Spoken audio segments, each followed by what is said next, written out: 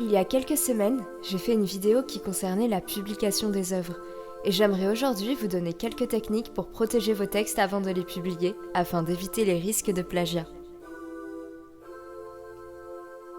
La première méthode que je peux vous conseiller et dont j'avais déjà parlé dans ma précédente vidéo est l'envoi par courrier recommandé. Pour ce faire, il vous suffit de vous envoyer à vous-même le contenu de votre texte par courrier recommandé avec accusé de réception. Lorsque vous recevrez votre enveloppe, celle-ci sera scellée et la date de réception y figurera.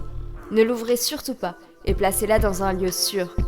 En fait, vous n'ouvrirez cette enveloppe qu'en cas de plagiat pour prouver que le contenu est bien de vous. Une variante numérique de cette technique existe.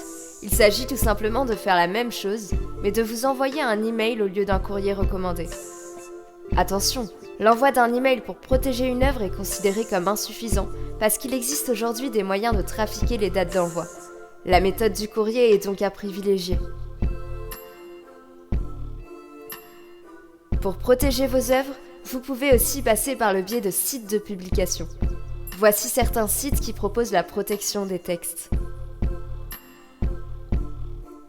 L'utilisation de certains de ces sites est payante, veillez donc à bien vous renseigner avant tout.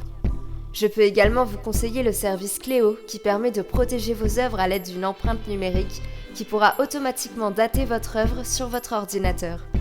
Le serveur se chargera d'authentifier votre manuscrit et un code correspondant à l'empreinte numérique de votre texte vous sera transmis. La méthode de l'enveloppe solo propose de protéger votre manuscrit pendant une durée de 5 ans pour la somme de 15 €. Cependant, votre œuvre ne pourra contenir plus de 7 pages de format A4. Depuis 2017, vous pouvez maintenant vous rendre sur le site eSolo. En protégeant vos manuscrits en ligne, vous pourrez joindre plus de fichiers et bénéficier d'une capacité plus grande que la méthode classique.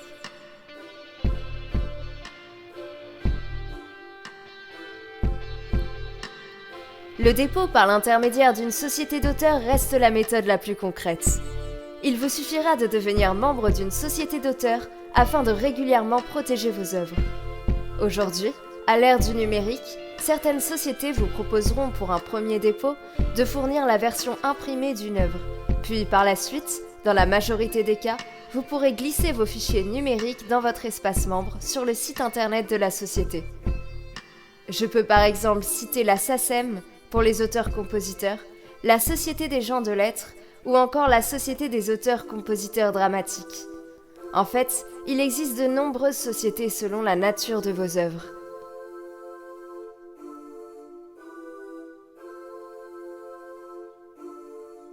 Enfin, vous pouvez faire appel à un notaire ou à un huissier afin de déposer et de protéger vos œuvres. L'avantage est que vous pourrez garder vos œuvres sous protection pour une durée indéfinie. L'inconvénient est que cette méthode est une des plus coûteuses. C'est maintenant la fin de cette vidéo. Elle était un peu plus courte que d'habitude, mais j'espère que vous pourrez trouver maintenant la solution qui vous convient le mieux pour protéger vos textes.